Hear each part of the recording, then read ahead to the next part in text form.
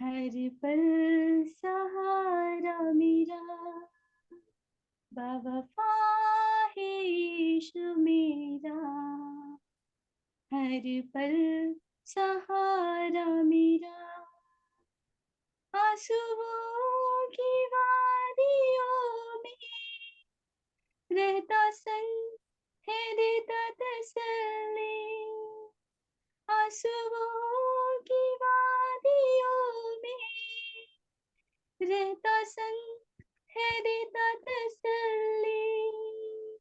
हाथ थामे हुए ले चलता मुझे, रहमत से संभालता है। हाथ थामे हुए ले चलता मुझे, रहमत से संभालता है।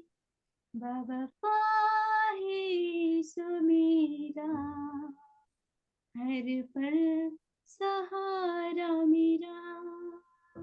बावफा है यीशु मेरा, हर पल सहारा मेरा। गुनाह गुनहगारता है, न कभी वो लेखा रखता है।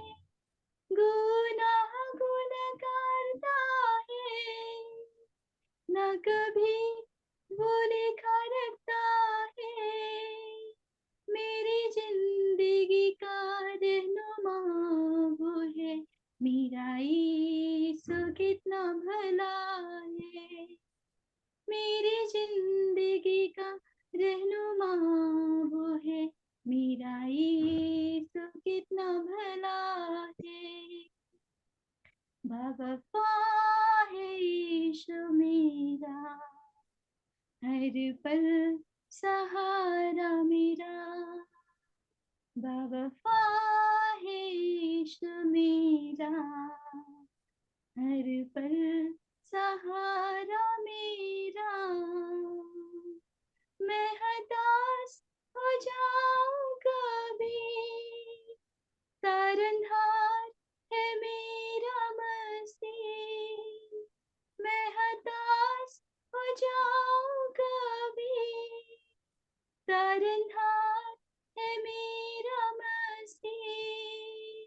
सरपरस्ती तेरी है जहां में सभी, बावफा है मेरा मसीह। सरपरस्ती तेरी है जहां में सभी, बावफा है मेरा मसीह। बावफा है यीशु मेरा, हर पल सहारा मेरा। बावफा है यीशु मेरा, हर पल सहारा मेरा। प्रभु के नाम की महिमा हो। बहुत बहुत धन्यवाद पिंकी, प्रभु आशीष दे। आज के अध्ययन के लिए जो शामिल हुआ हर एक परिजन को जय की प्रभु सबको आशीष दे। और कोई जोड़ना चाहते हैं वो भी जल्दी जोड़ने के लिए कृपा कर, उसके लिए हम प्रार्थना भी करते रहे। पिछले हफ्तों में हम कलीसिया का विषय के बारे में, प्रभु का वचन क्या हमें सिखाता है, उन बातों को हम देख रहे थे। कलीसिया प्रभु का योजना है, परमेश्वर का योजना है, और उस योजना के अंतर्गत हमें कलीसिया में जोड़ने के लिए प्रभु यीशु मसीह का योगदान क्या था, उस विषय के बारे में भी बातचीत थी। क्या उद्देश्य से कलीसिया प्रभु ने तैयार किया है, पिता ने तैयार किया है, उस विषय के बारे में भी हम बातचीत विस्तार से किया है। हम आशा कर रहे हैं जो प्रियजन सुने हैं हर एक के लिए लाभदायक बने, लाभदायक हो सके, ताकि हमारा जो लगन कलीसिया का द्वारा, हमारा लगन प्रभु में और कलीसिया में बने रहे, ये प्रभु का इच्छा है, ये प्रभु का है, मनुष्य का नहीं है। इसलिए अगर आपको कलीसिया में जोड़ दिया तो कलीसिया में मैं और आप बने रहे। और हम हट गया तो भी हट नहीं पाते हैं, लेकिन एक बात हम जानना है, ताकि स्थानीय कलीसिया में हमारा जो उपस्थिति बहुत बहुत जरूरत पड़ता है। ये एक दूसरे के प्रभु के इच्छा के आधार पर एक दूसरे का आत्मिक संगति के लिए और प्रभु का शरीर का जो फंक्शन है, हर एक अंगों का फंक्शन है, यह कार्य है, उसके लिए हर एक व्यक्ति का जो उपस्थिति प्रभु चाहते हैं, प्रभु चाहते हैं। उसके द्वारा कलीसिया का विस्तार होता है, कलीसिया बनाया जाता है, कलीसिया बढ़ते जाता है। इस विषय को मैं और आप जाने। आज हमारे लिए हमारा सामने प्रभु का आत्मा दिया है, ताकि इस विषय को हम देखें, ताकि नया जन्म हमारे लिए प्रभु का वचन में क्या बताया गया है, उसका महत्व क्या है, उसका गंभीरता क्या है, उस विषय को मैं और आप ग्रहण कर सके। आजकल लोग इस बात का बारे में लगातार बातचीत करता है, ताकि धर्म परिवर्तन। लेकिन परमेश्वर का वचन में कोई धर्म परिवर्तन के बारे में बिल्कुल जिक्र नहीं किया गया। हाँ, हम कुछ दे करके परिवर्तन करने के लिए प्रभु का वचन कभी भी बताया नहीं। प्रभु का वचन में धर्म एक किस्म से बताएगा तो नहीं। प्रभु का वचन के अंदर में बताया गया है, पिता इस संसार से प्यार किया, उस विषय के बारे में बातचीत किया गया। इसलिए प्रभु का ओर से, पिता का ओर से हमारा मन परिवर्तन का जरूरत है, इस विषय का बारे में बातचीत है। परमेश्वर को ओर से हमारा मन परिवर्तन का बातचीत है प्रभु का वचन। रोमियो का पत्र 1 अध्याय में इन दिनों में लगातार हम सीखते जा रहा है, और इस 1 अध्याय के अंदर में इस बात का बारे में बताया गया है, परमेश्वर ने अपने महिमा को जब प्रकट किया और उनका सारी वैभव को प्रकट किया, लेकिन लोगों ने परमेश्वर को ग्रहण जैसा करना था नहीं कर किया। इस नहीं करने के द्वारा बताया गया है, वो अपने आप को बुद्धिमान समझ करके मूर्ख बना करके बताया गया। इसलिए भिन्न भिन्न धर्म इस संसार में हम देखते हैं, क्योंकि जीवित परमेश्वर को मानव ने छोड़ दिया गया। अपने इच्छा के आधार पर, अपने युक्ति के आधार पर, अपने बुद्धि के आधार पर जो उनका समझ में आया, वो अपने धर्म बना करके रखने के लिए उन्होंने कार्य किया। ये एक विस्तार विषय है, लेकिन मैं आपको और एक बार याद दिलाना चाहते हैं, परमेश्वर का वचन में धर्म परिवर्तन का बारे में बातचीत नहीं है। कोई हिंदू धर्म से मसीह धर्म में, या मुस्लिम धर्म से मसीह धर्म में, मसीह धर्म से मुस्लिम धर्म में, या मसीह धर्म से हिंदू धर्म में परिवर्तन होने का बारे में बातचीत नहीं की। अगर मेरा जीवन में और आपका जीवन में परमेश्वर का नजरों में एक ही, इस संसार में एक ही मानव है, उस मानव का बारे में बताया गया, सबने पाप किया और परमेश्वर का महिमा से रईस रहित हो गया करके बताया गया। इसलिए हमारे लिए और आपके लिए इस बात को ग्रहण करना है। हम जाति का द्वारा बंटवारा कर रहा है, धर्म का द्वारा बंटवारा कर रहा है, और भिन्न भिन्न रीति में हम बंटवारा कर रहा है, लेकिन इस बंटवारा प्रभु का नजरों में बिल्कुल है ही नहीं। हर एक आत्मा प्रभु का नजरों में कीमती है। हर एक आत्मा उद्धार पाने के लिए प्रभु का इच्छा है। इसलिए सुसमाचार का सेवकाई के बारे में गंभीरता से बातचीत किया गया। ये मेरा हमारा जीवन में और आपके जीवन में ग्रहण करना अनिवार्य अनिवार्य। तो जब हम इस बताया गया है ताकि परिवर्तन के बारे में या इस विषय के बारे में जब बातचीत करता है तो बताया गया है ताकि या मन फिराने के बारे में जब बातचीत किया गया है, अगर तुम मन फिराएगा नहीं तो इस विषय में हम लोग का सुसमाचार 13 अध्याय पहले से लेकर के 5 तक जरा पढ़ेंगे। लूका रसू सुसमाचार 13 अध्याय 1 से लेकर के 5 तक।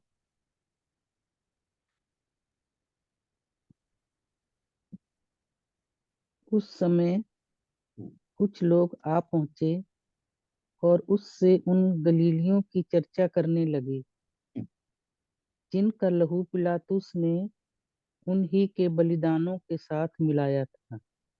जी ये सुन उसने उनसे उत्तर में ये कहा, क्या तुम समझते हो कि ये गलीली और सब गलीलियों से अधिक पापी थे कि उन पर ऐसी विपत्ति आई? मैं तुमसे कहता हूँ कि नहीं, परंतु यदि तुम मन ना फिराओगे तो तुम सब भी इसी रीति से नष्ट होगे। या क्या तुम या समझते हो कि वे 18 जन जिन पर शीलो का गुम्बद गिरा और वे दबकर मर गए, यरूशलेम के और रहने वालों से अधिक अपराधी थे? मैं तुमसे कहता हूँ कि नहीं, परंतु यदि तुम मन ना फिराओगे तो तुम सब भी इसी रीति से नष्ट होगे। बताया गया है ताकि गलील का जो लोगों को पिलातुस ने मतलब दंड दिया और उनका लहू बहाया गया और बताया गया गुम्मट कर करके लोगों को जीवन गया। प्रभु ने इस बात के बारे में बता रहा है, यीशु मसीह ने बता रहा है, आप कभी नहीं सोचना था कि आप उनसे अच्छे थे इसलिए बच गया। अगर बताया गया है तुम अगर मन फिराएगा नहीं तो वैसा तुम भी नाश हो जाएगा करके बताया गया। सो इसलिए मन फिराने का एक गंभीरता में और आप ग्रहण करना बहुत बड़ी जरूरत है। हम कभी नहीं सोचना उससे अच्छा था इसलिए मैं अभी जिंदा है। मेरा जीवन बरकरार रखने का कारण प्रभु का दया है, करुणा है। और प्रभु इस बात का बारे में मेरे लिए और आपके लिए इंतजार कर रहे ताकि आप भी मन फिराए, मैं भी मन फिराए, प्रभु की उपस्थिति में रहे ताकि हम नाश न हो परंतु परंतु अनंत जीवन प्राप्त करें। उसके लिए इस बात का बारे में प्रभु यीशु मसीह कह रहा है। प्रभु चाहता है कोई नाश न हो। गलील का लोग जो पिलातुस ने जो वध किया है, उनका लहू बहाए उसके द्वारा या घुमट करने के द्वारा जो भी बात हो गया है, जैसा भी कोई भी लोग नाश न हो परंतु अनंत जीवन पा सके, अनंत जीवन पा सके।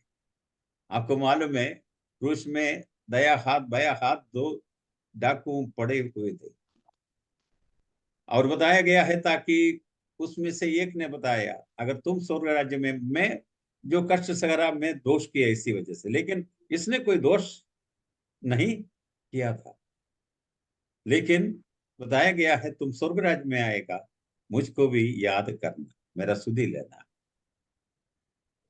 जो उनके लिए जो प्रभु यीशु मसीह का जो वजन उन डाकुओं का दिल का अंदर में आया है ताकि उस समय पर सारी जगहों में प्रभु यीशु मसीह का प्रचार के बारे में, उनका राज्य का नई राज्य का विषय के बारे में प्रचार होते रहे। ये डाकू भी सुना होगा, उनका दिल में इस विषय के बारे में गहराई से आया होगा, लेकिन वो भी क्रूस पर पड़े थे। प्रभु यीशु मसीह ने बजाया आज ही मेरे साथ तुम स्वर्ग में हो। तो इसलिए प्रिय जी, जो हम कोई भी व्यक्ति हो, कोई भी हालत में हम हो, प्रभु चाहता है हम नाश न हो, परंतु अनंत जीवन का वारिस बन सके। हम धन्यवाद देते हैं, मैं और सुनने वाले काफी लोग प्रभु यीशु मसीह में विश्वास करते हुए पाप का क्षमा के लिए मतलब प्रार्थना करते हुए, विनती करते हुए उद्धार के अनुभव में आया, उद्धार के अनुभव में आया। जब जो उद्धार के अनुभव में आया है, यही है बताया गया है, ताकि नया जन्म का विषय के बारे में बातचीत, कभी उद्धार बताता है, कभी मन फिराव के बारे में बातचीत किया गया है, कभी नया जन्म के बारे में बातचीत किया गया है। इन सारी बातों को जब हम एक साथ देखेगा तो बताया गया है ताकि हमारे लिए उद्धार महान विषय कली मतलब प्रभु का वचन के अंदर में परमेश्वर का पिता का बड़ा योजना था। वो उस योजना के अंतर्गत मुझको और आपको बचाने के लिए प्रभु यीशु मसीह के द्वारा परमेश्वर ने इस जगत को प्यार किया। उस विषय के बारे में पिछले हफ्ते भी संडे का दिन में भी बातचीत हुआ था। उनका महान प्रेम मेरे लिए और आपके लिए आया, उस विषय के बारे में बातचीत किया गया। उसका गंभीर गहराई क्या है उसको समझो, उसका ऊंचाई क्या है उसको समझो, उसका चौड़ाई क्या है उसको समझो। एफेसियों को पत्री में बता रहा है ये, और उसका प्रार्थना है हम उद्धार और प्रभु का प्रेम और सारी बात हल्के से हम ले लेते, उसका गंभीरता को हम समझते नहीं है। हम ऐसे हल्के में हमारा जीवन को आगे बढ़ाते, लेकिन आत्मिक बात प्रभु के ओर से जो आत्मिक बात गंभीर है, जो भी बात हो वो गंभीर है, उस गंभीरता के द्वारा हमको लेना अनिवार्य होता है। अगर इस संसार इस धरती पे हम रहते हैं, हम इस राज्य में रहता है, अगर हर एक नियम गंभीर है तो उसके अधीन में हम रहना हमारे लिए कर्तव्य है, तो हम हल्का जीवन बिताएगा नहीं। अगर इस संसार का नियम गंभीर है तो प्रभु का आदेश कितना गंभीर होना है, ये अनंत काल के लिए कभी बदलता नहीं है। इस बात में और आपको ग्रहण करना बहुत बड़ी जरूरत है। बताया गया है ताकि अगर तुम विश्वास नहीं करेगा तो तुम्हारा हाल भी ऐसा हो जाएगा, नाश हो जाएगा परमेश्वर से। बताया गया है ताकि अनादिकाल तक तुम अलग हो जाएंगे, स्वर्ग से कोई संबंध तुम्हारा नहीं होगा और तुम नाश हो जाएगा। इसलिए कभी ना सोचना गलील में जो घटना घटी है उस घटना से तुम बहुत अच्छे करके तुम समझना नहीं। ये बात में और आपको ग्रहण करना, ये कब दिन प्रभु हमारे लिए दे रहा है, हमारा जीवन प्रभु के लिए समर्पित हो, उनका नाम का महिमा के लिए जीवन बिताए, उनका राज्य का बढ़ोतरी के लिए हम अपने आप को समर्पित कीजिए। ये प्रभु हमारे जीवन में और आपका जीवन में चाहते हैं। खास तौर से आज का इस अध्ययन के द्वारा हम नए जन्म का विषय के बारे में प्रभु का वचन क्या बताया गया है उसको कैसा हम समझ पाएंगे, इस विषय के बारे में बात करना चाहते हैं। इस विषय के बारे में बात करना चाहते हैं। तो इसलिए हम एफिसियों का पत्री की ओर से हम जाएंगे। एफिसियों का पत्री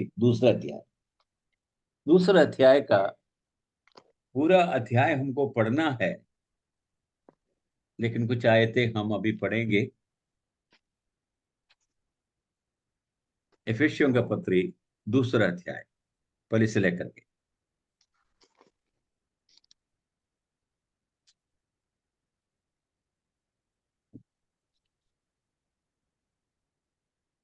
उसने तुम्हें भी जिलाया हाँ, जो अपने अपराधों और पापों के कारण मरे हुए थे, जिनमें तुम पहले इस संसार की रीति पर और आकाश के अधिकार के हाकिम अर्थात उस आत्मा के अनुसार चलते थे जो अब भी आज्ञा न मानने वालों में कार्य करता है।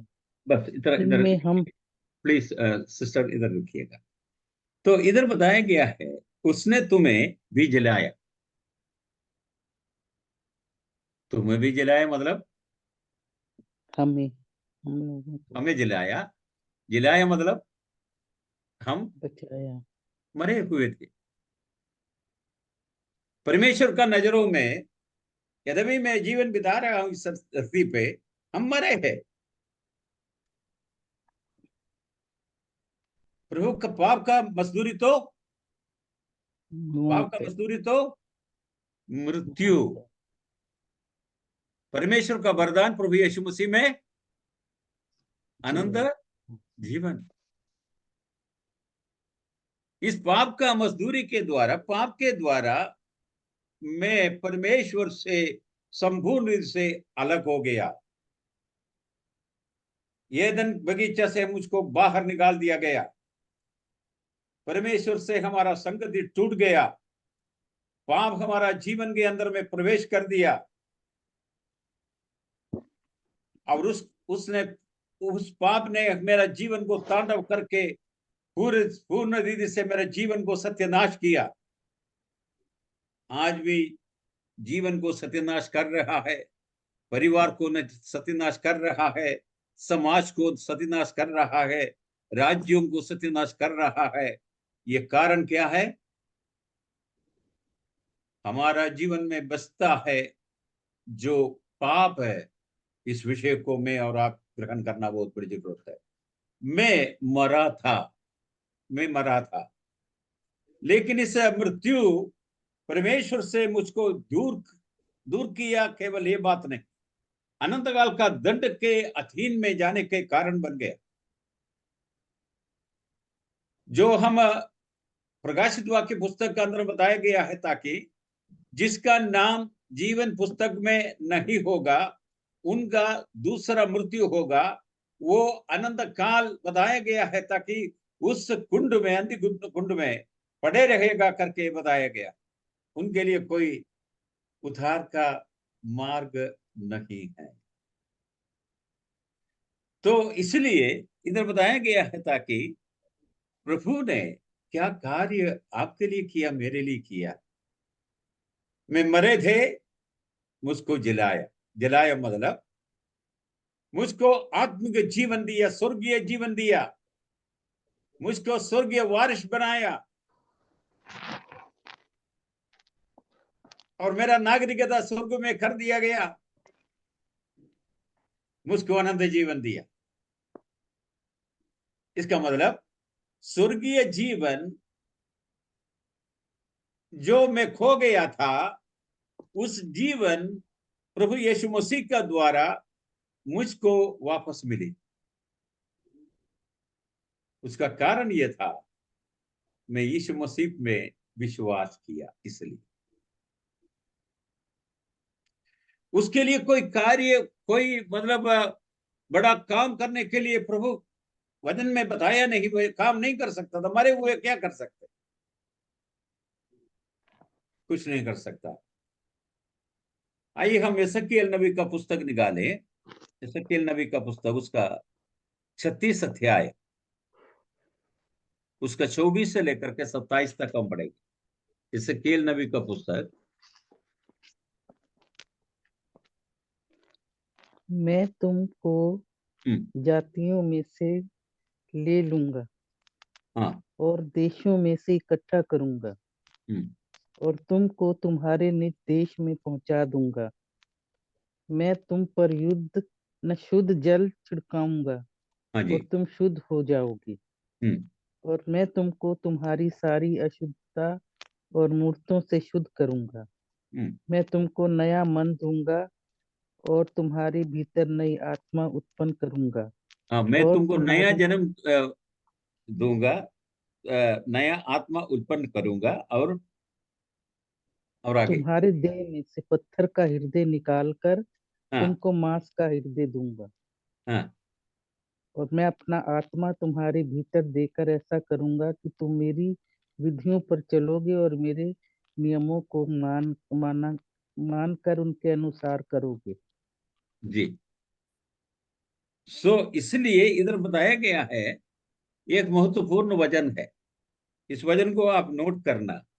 इसराइल का बारे में बातचीत किया गया तो भी इधर कुछ सच्चाइयां हमारा सामने प्रस्तुत कर रहा। क्या सच्चाई इधर प्रस्तुत कर रहा है?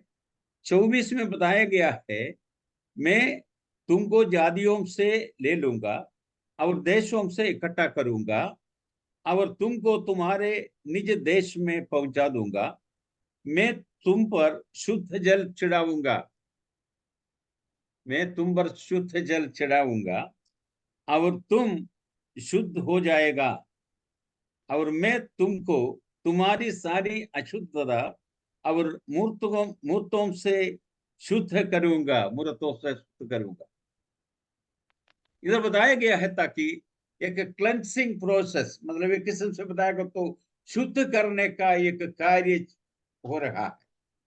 और इस शुद्ध करने का कार्य में बताया गया, मैं करूंगा तुम्हारे लिए, मैं करूंगा, मैं करूंगा, मैं करूंगा। कौन करूंगा? ये कौन बता रहा है? ये स्वर्गीय यहोवा परमेश्वर हो, यहोवा कह रहा है, स्वर्गीय परमेश्वर कह रहा है, मेरे लिए, मेरा अशुद्धता से मुझको शुद्ध करने के लिए प्रभु ने अपना लहू बहाया। उसके द्वारा मुझको आज शुद्धता मिली है, मैं पवित्र हो गया। उस लहू का छिड़काव मेरा दिल में पड़ा है, इसलिए मैं शुद्ध हूं आज। उन्होंने क्या करता है? उन्होंने किया है, इसलिए उनको कभी दुख मेरा जीवन का द्वारा पहुंचाना नहीं चाहिए। और इसलिए इस बात को गंभीरता से मुझको लेना अनिवार्य, गंभीरता से हम ले, ये मैं और आपको ग्रहण करना बहुत बड़ी जरूरत है।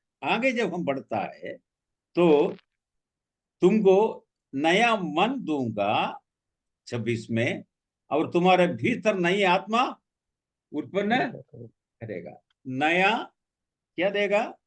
मन दूंगा आत्मा और मन तुम्हारे देगा भीतर नई आत्मा उत्पन्न करूंगा। करूंगा। तुम्हारा देह में से पत्थर का हृदय निकालकर मांस का हृदय देगा करके बताएगा। हाँ? मैं जब मैं पाप में जीवन बिता रहा था, मेरा दिल पत्थर समान था। हाँ? लेकिन उसको बदल दिया। हाँ?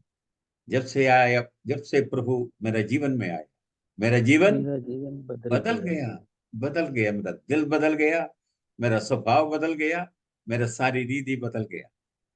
इस बात को में और आपको ग्रहण करना बहुत बड़ी जरूरत है।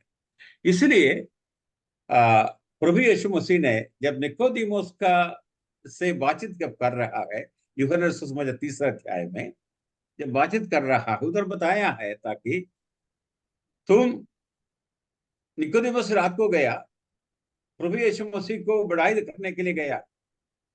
अरे बहुत बड़ा काम कर रहा है, बहुत अच्छा है, बहुत बढ़िया।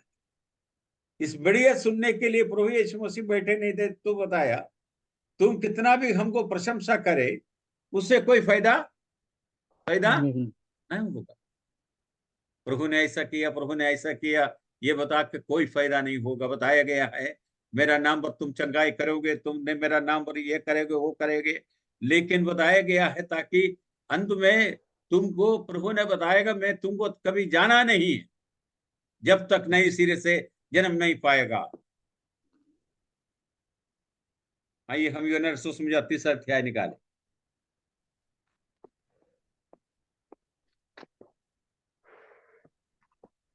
यूहन्ना सुसमाचार 3 अध्याय पहले से लेकर के पढ़िए।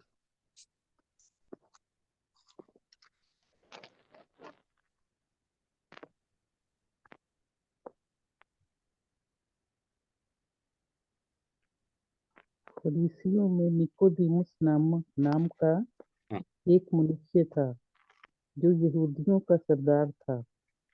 उसने रात को यीशु के पास आकर उससे कहा, हे रब्बी, हम जानते हैं कि तू परमेश्वर की ओर से गुरु होकर आया है, क्योंकि कोई इन चिन्हों को जो तू दिखाता है, यदि परमेश्वर उसके साथ हो ना हो तो नहीं दिखा सकता।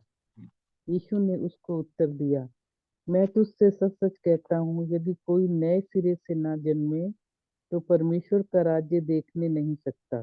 हम्म। बस निकोदेमुस इधर ने इधर रुकिएगा। इधर बताया गया है, जब तक तुम नया जन्म, नई सिरे से जन्म नहीं पाएगा, तो क्या बताया गया? परमेश्वर का राज्य देख नहीं देख नहीं सकता। परमेश्वर का राज्य के लिए तुम इंतजार करते हो, क्योंकि उस गुलामी से बचने के लिए वो मतलब तड़प रहे हैं। उनको बताया गया है ताकि इसराइल का लोगों को गुलामी से बचाने के लिए, रोमी गवर्नमेंट का शासन का गुलामी से बचाने के लिए कोई शक्तिशाली आएगा करके सोच करके वे लोग इंतजार में, आज भी इंतजार में। लेकिन निकोदेमुस को प्रभु यीशु मसीह ने बताया, तुम नई सिरे से जन्म नहीं पाएगा तो उस राज्य को तुम देखेगा नहीं, जो मैं उस राज्य को जब इस संसार में स्टैब्लिश करेगा, जो स्थापित करेगा, तुम देखेगा नहीं, तुम उसमें प्रवेश नहीं कर पाएगा, क्योंकि ये परमेश्वर का योजना है। और परमेश्वर का योजना के अधीन में मुझको और आपको आना है, तो उनका परिवार में मुझको और आपको संबंध करना है, तो उनका जो योजना क्या है उस पर हमारा पूरा अमल, विश्वास करना बहुत बड़ी जरूरत है। ये बात मेरे जीवन में आना बहुत बड़ी जरूरत है। मैं कलीसिया जाते, चर्च जाते हैं, नहीं तो प्रार्थना कर रहे हैं, मैं ये कर रहा, वो कर रहा, ये सब ठीक है, आप करिए, कोई बात नहीं। लेकिन स्वर्ग में प्रवेश करना है तो क्या करना पड़ेगा? नई सिरे से जन्म जन्म लेना। प्राप्त करना अनिवार्य। ये अनुभव हमारा जीवन में आना अनिवार्य। तब जो निकोदेमुस ने बताया, हम इतना बूढ़े होकर के कैसा माँ का पेट की ओर से जा सकते हैं, ये तमाम प्रकार का सवाल करता है। उत्तर देता है, जब आपको समय है तो आप उसको पढ़ सकते हैं। लेकिन एक बात मैं इधर बताना चाहते हैं, ताकि ये नियम स्वर्गीय नियम है, इस नियम को पालन करना हर एक आत्मा का जरूरत, छोटा हो बड़ा, कोई भी हो, कितना भी धर्मी इस संसार में जो समझता वो भी हो, कितना भी गंभीर पापी वो समझता वो भी हो, नए सिरे से जन्म पाने के द्वारा स्वर्ग में प्रवेश कर पाएंगे, स्वर्ग को देखेंगे। और इसलिए सो हमारा जीवन के अंदर में इस नई सिरे से जन्म पाने के द्वारा हम बताया गया है, ताकि शत्रु का घराने से निकल करके प्रभु का घराने में आया है, जन्म पाया, एक नए जन्म प्रभु का घराने में, प्रभु के बेटा और बेटी संतान होने के लिए। इसलिए यूहन्ना सुसमाचार 1:12 बताया, जिन्होंने प्रभु यीशु मसीह को ग्रहण करता है उसको परमेश्वर ने उसका संतान होने का अधिकार अधिकार दिया। दिया। मैं उनका संतान है, विश्वास करने के द्वारा। मैं पराया नहीं है, मैं उनका संतान है। इसलिए हमारे लिए और आपके लिए बहुत बड़ी जरूरत है। ये जो नए जन्म का बारे में एक बहुमूल्य वचन जो हम पाए जाता है इसी अध्याय के अंदर में, 3:7 जरा पढ़िए।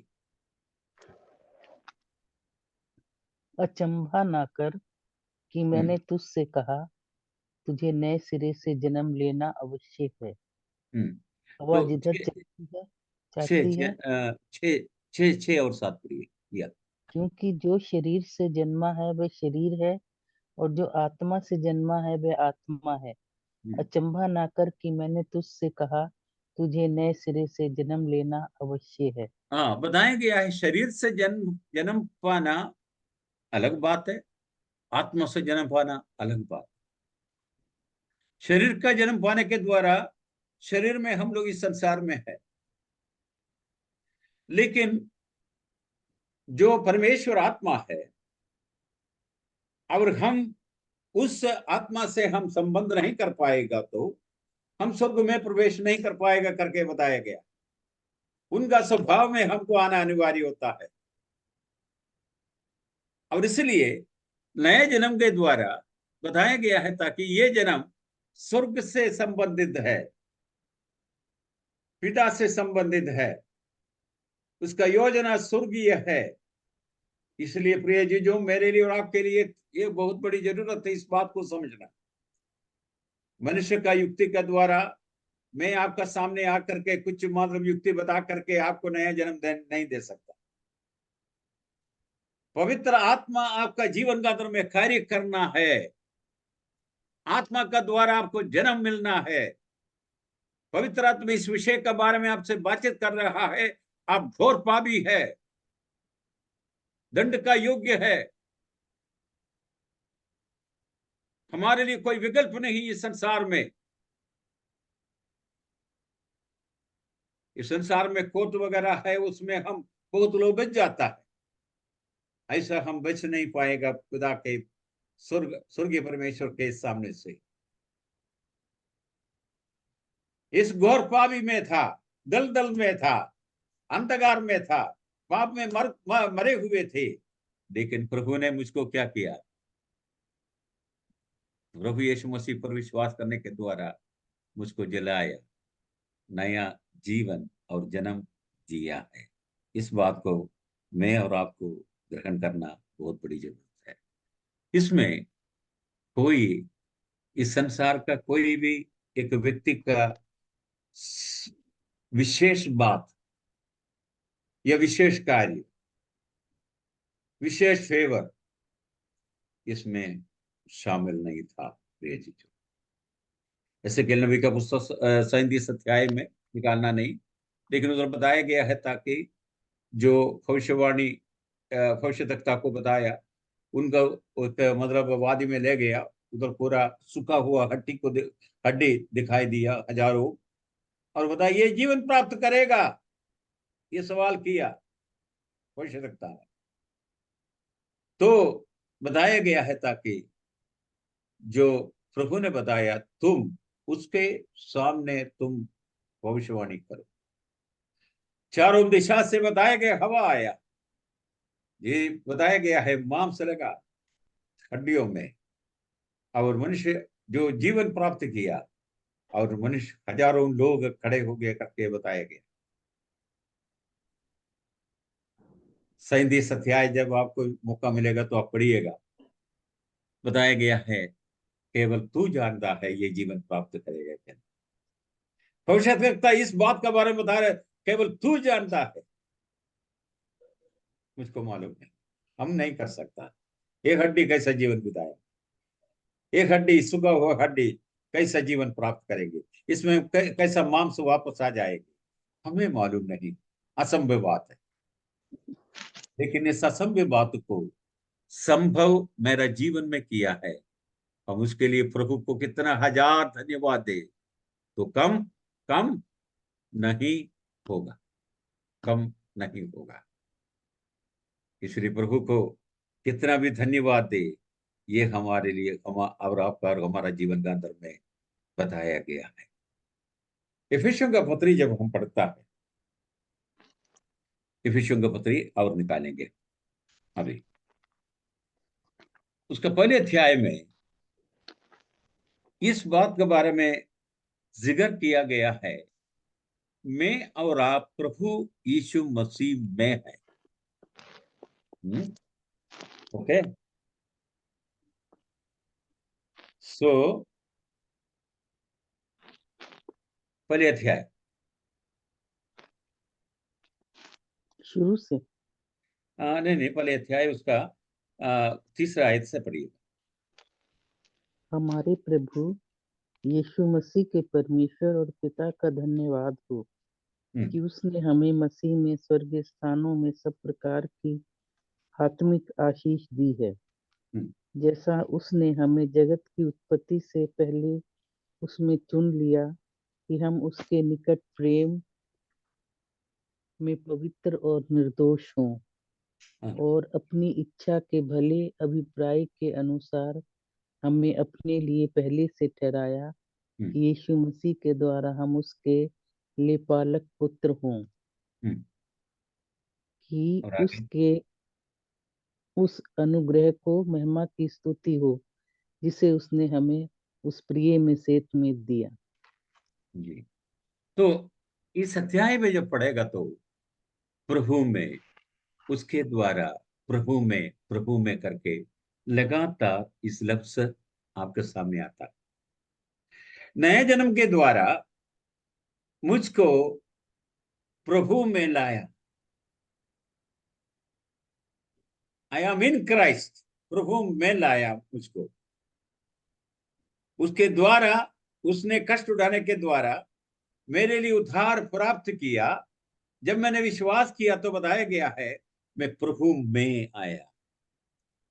और इस अध्याय के अंदर में प्रभु में आने के द्वारा क्या क्या आशीष मिली, पाप का क्षमा कैसा मिले, 7 आयत जो पढ़ेगा तो बताया गया है। 7 आयत और एक बार पढ़िएगा। हमें उसमें हमको उसके लहू के उसमें द्वारा उसके लहू छुटकारा। के द्वारा छुटकारा, हाँ। अर्थात अपराधों की क्षमा, हाँ। उसके उस अनुग्रह के धन के अनुसार मिला है उनके जिसे उसने। अनुग्रह के धन के अनुसार हमको मिला। हम नाश में जाने वाला लोग था और पापी था, लेकिन उसने, स्वर्गीय पिता ने मेरा ऊपर इतना अनुग्रह उंडेला। मैं एक गांव में जन्म पाया हुआ एक व्यक्ति, और उधर सुसमाचार पहुंचाने के लिए, मुझको बचाने के लिए प्रभु ने जो कार्य किया उसको हम याद करेगा तो कितना कितना महान, उनका गंभीरता कितना है, उनका अनुग्रह कितना बड़ा है।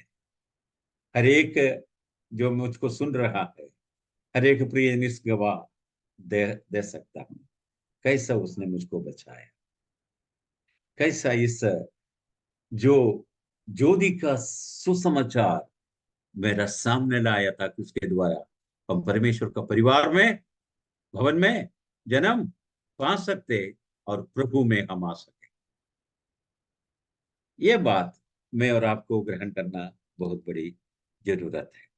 सो उसी में, उसके द्वारा, उसमें, ये जो लफ्ज हम लगातार पहले अध्याय में हम देखते हैं।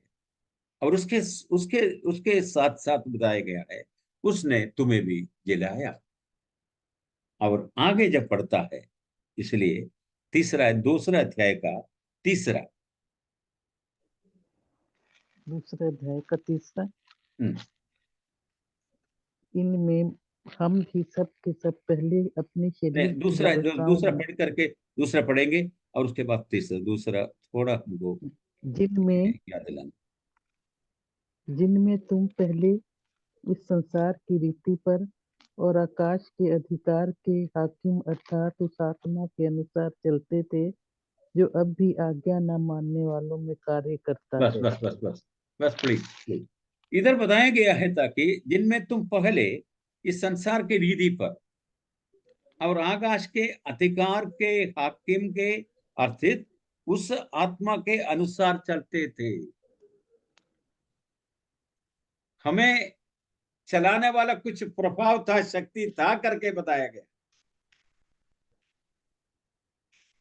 और उसके प्रभाव के आधार पर में हम लोग चल रहे थे। इस अंधकार का जो शक्ति के आधार पर हम चल रहे थे, आज्ञा न मानने वालों के कार्य करता था। बताया गया है आकाश के अधिकार के हाकिम अर्थात उसके आत्मा के अनुसार हम चलते थे। हमको कंट्रोल करने वाला कुछ मतलब प्रभाव था, उस प्रभाव से प्रभु ने मुझको बचाया। लेकिन हम बचने के बाद, मेरे लिए और आपके लिए इस बात को हम ग्रहण कर सके, हम बचने के बाद इस अधिकार से हम अलग हो गया है।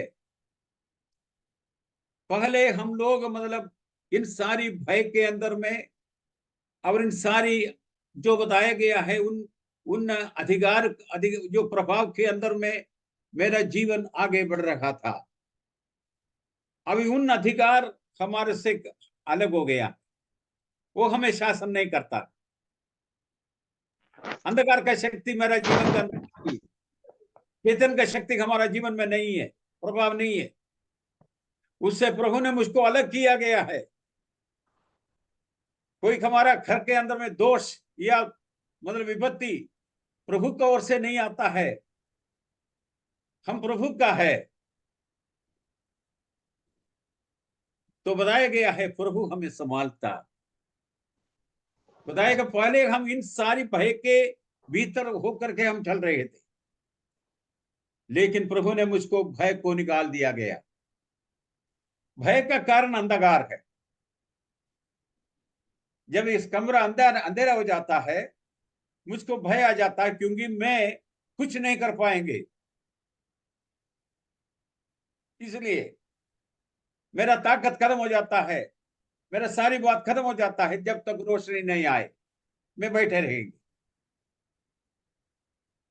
प्रिय जी, जो अंधकार का प्रभाव इतना भयानक है, मैं उस अंधकार में था प्रिय जी, लेकिन प्रभु ने मेरे लिए एक शरण स्थान प्राप्त किया प्रभु यीशु मसीह के द्वारा, उनका भवन में ये नए जन्म,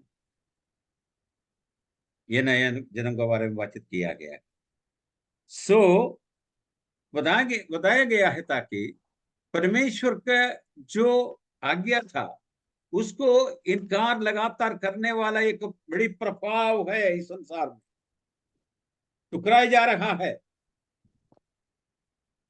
और इस टुकराने वाला इस प्रभाव से मुझको और आपको अलग होने के लिए प्रभु ने कृपा की, उसका महान अनुग्रह को हम याद कर सके। एफेसियों का पत्री जब लिखता है, एक बात मैं आपको उसका भूमिका बताना चाहते।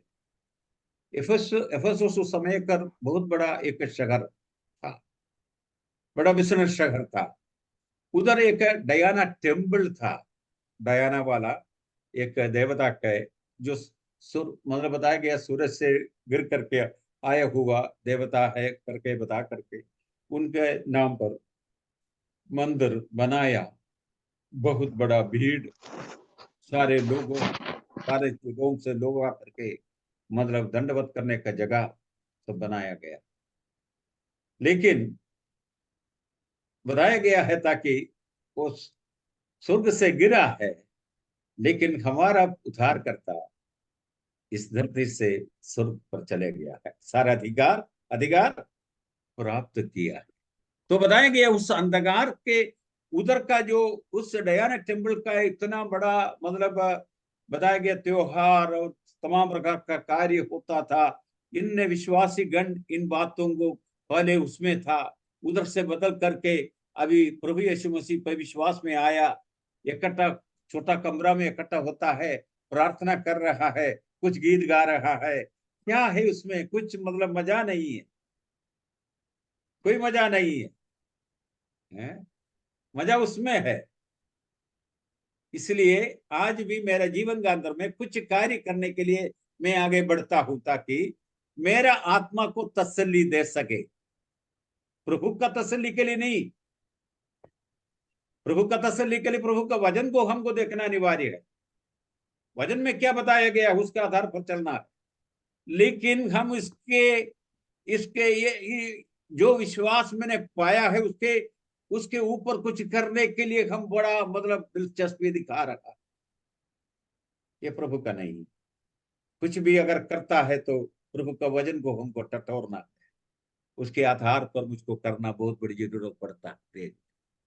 बताया गया है ताकि हम हाकिमों के अधिकार पर चल रहे थे और सो हमारा शरीर का लालसाओं में हम दिन बिताते थे और शरीर और मन की इच्छा पूरी करते थे और अन्य लोगों के समान स्वभाव ही से क्रोध के संतान हो गया। अन्य लोगों के जैसा हम भी क्रोध का संतान हो। परमेश्वर का क्रोध इस संसार में उंडेला, इसलिए सुसमाचार देने के लिए मैं लजाता नहीं।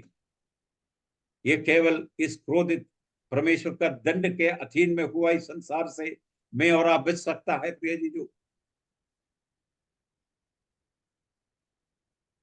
इसलिए रोमियो का पत्री पहले अध्याय में इस बात का बारे में बताया गया है, और पत्रोस सॉरी पौलुस दिलेरी के साथ, गवाही के साथ इस सच्चाई को ऐलान कर रहा है। परमेश्वर का क्रोध इन इन लोगों का जीवन को ऊपर गिरा हुआ। आगे जब हम पढ़ता है 4 से जरा पढ़िए, परंतु दूसरा परमेश्वर अध्याय ने किया।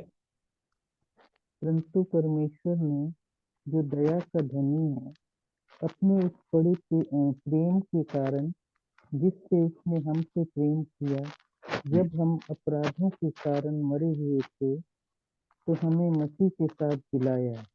अनुग्रह ही से तुम्हारा उद्धार किया। बस बस, अनुग्रह के द्वारा तुम्हारा उद्धार हुआ। हम इन हम मरे हुए थे, लेकिन प्रभु यीशु मसीह के ओर से हमें जिलाया गया, हमें जीवन दिया गया, उस परिवार में हमको लाया गया। इसलिए हम प्रभु को धन्यवाद देते हैं। एक और वचन हम पढ़ेंगे, दूसरा कुरिन्थियों 5 और 17 से लेकर के 18 तक।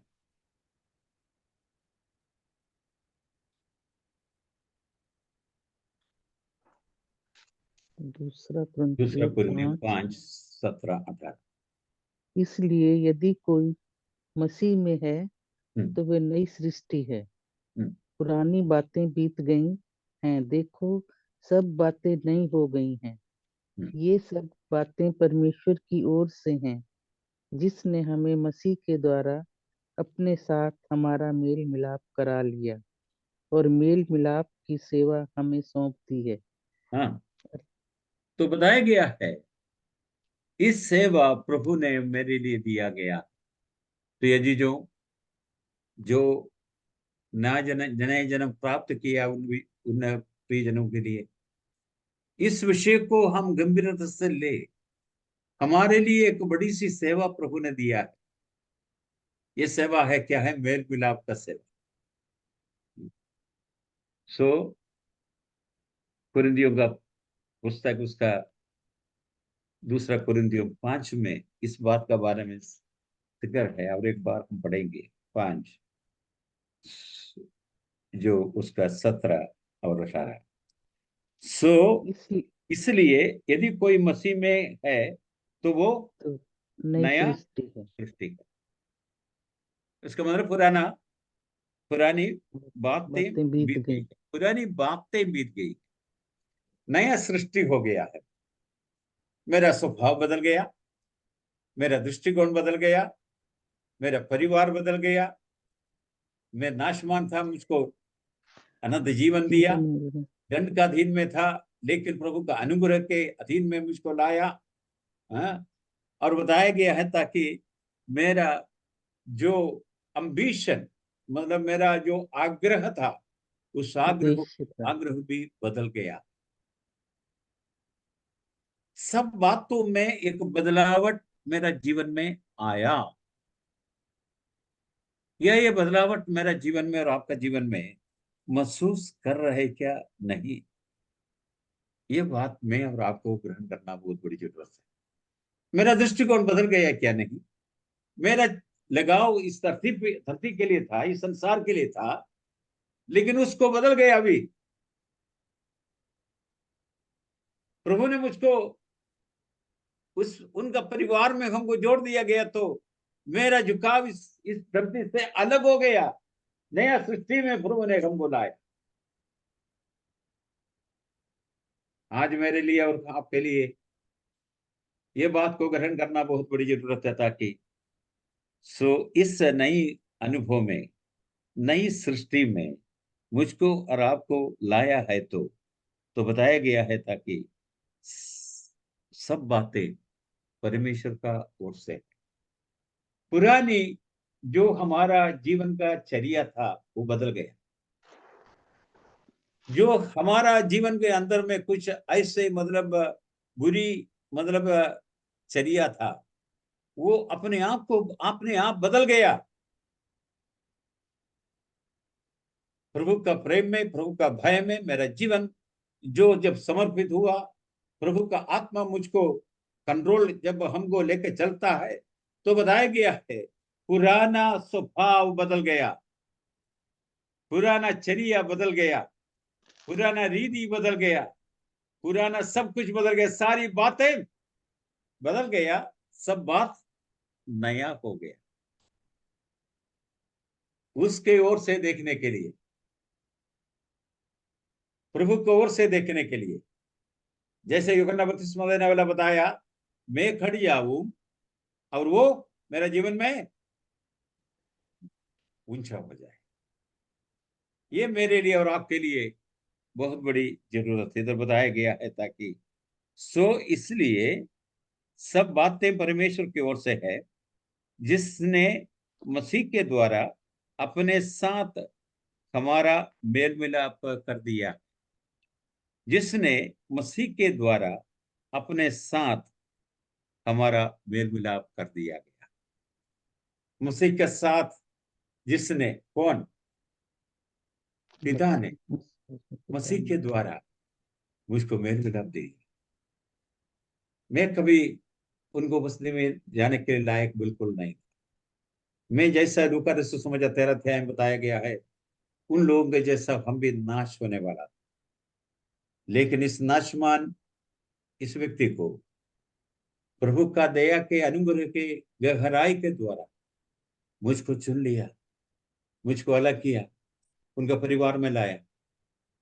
उसका कारण प्रभु यीशु मसीह है। और जब उनका प्रभु यीशु मसीह के साथ मुझको जो हमें मेल मिलाप करके हमें एक आत्मा में, एक चित्त में, एक विश्वास में जोड़ दिया गया। हमारे लिए एक पिता है, हमारे लिए एक विश्वास है, एक स्वर्ग है, और प्रभु का पुत्र प्रभु यीशु मसीह का आगमन करी हम भाग जोड़ते हैं, हम भाग जोड़ रहे हैं। और बताया गया है हमारे लिए अगर इस मेल मिलाप का आशीषों को, अनुग्रह को मैं और आप अगर पहचान लिया है, तो मेरे लिए बड़ी जिम्मेदारी दिया गया है ताकि हमको भी इस मेल मिलाप का सबकाई दिया गया। कितना भी हो सके हम दूसरों को बता सके, क्योंकि हम जानते हैं उनका हाल क्या है। ये हर एक आत्मा प्रभु के नजरों में महत्वपूर्ण है। प्रभु चाहता कोई नाश न हो, परंतु अनंत जीवन प्राप्त करे, कोई बर्बाद ना हो। आपका जीवन संतुलन रहे और आपका परिवार में प्रियजन संतुलन रहे, शांति का वातावरण आ सके। ये सारी बात बताया गया है ताकि इस नई स्वभाव के का एक बल है, इस नई स्वभाव की फल है, इसको बरकरार रखने के लिए प्रभु हमें मदद करता है। और जब बाहर हम देखते हैं, हमारे लिए एक बड़ी सेवकाई दिया है, मेल मिलाप का सेवकाई। अगर मुझसे मेल मिलाप मिल गया है खुदा के साथ, प्रिय जी, जो अगले को भी मेल मिलाप का सेवक उस आशीषों में लाना हमारा कर्तव्य। यद्यपि वो सुनेगा नहीं, उनका दिल पत्थर जैसा कठोर हो सकता है, लेकिन प्रार्थना के द्वारा, वजन के सेवकाई के द्वारा प्रभु कार्य करता है, प्रभु कार्य करता है। इस बात को मैं और आपको ग्रहण करना बहुत बड़ी जरूरत है। निकोदेमुस से कहा, तुम नई सिरे से जन्म प्राप्त करना, तब जाकर के स्वर्ग राज्य को देख पाएगा करके बताया गया। तो प्रेरितों का पत्री में कुरनेलियुस का घर में, कुरनेलियुस एक भक्त व्यक्ति था, 10 अध्याय में, प्रेरितों का पत्री 10 अध्याय में बताया गया, खोलने की जरूरत नहीं। तो इधर बताया गया है ताकि इस व्यक्ति बड़ा भक्त व्यक्ति था और बड़ी दान देने वाला व्यक्ति, प्रार्थना करने वाला व्यक्ति, सब कुछ तो था। निकोदेमस एक शास्त्री थे और एक फारसी थे और इसराइल के जो बताया गया है यहूदियों का सारी शास्त्र को जानने वाले एक व्यक्ति था, पढ़े लिखे हुए व्यक्ति था। कुरनेलियुस एक कमांडर थे और ये एक भक्ति में रहने वाला एक व्यक्ति था। इस व्यक्ति को भी सुसमाचार का जरूरत था। निकोदेमस को सुसमाचार का जरूरत था। उनको नई जन्म पाना जरूरत था। कुरनेलियुस को नई जन्म पाना जरूरत था। आपको मालूम है 8 अध्याय में जब फिलिप जो जो बताया गया है ताकि मतलब जा रहे थे, जो खोजा का बारे में बातचीत उधर खोजा यरूशलेम में जाकर के वापस लौट रहा था। उनका हाथ में यशायाह नबी का पुस्तक यशायाह नबी का पुस्तक उसका जो रोल था उसको खरीदा, उसने उसको पढ़ रखा था। 53 अध्याय जब आया तब कुरनेल बताया गया है ताकि फिलिप को आत्मा ने बताया उधर गासा की ओर से तुम जाना और उधर तुम उस व्यक्ति को देखोगे। और जब जा रहे थे उनका निकट आया तो बताया गया है इस खोजा ने, इस ट्रेजरर ने यशायाह नबी का पुस्तक 53 अध्याय को पढ़ रहा।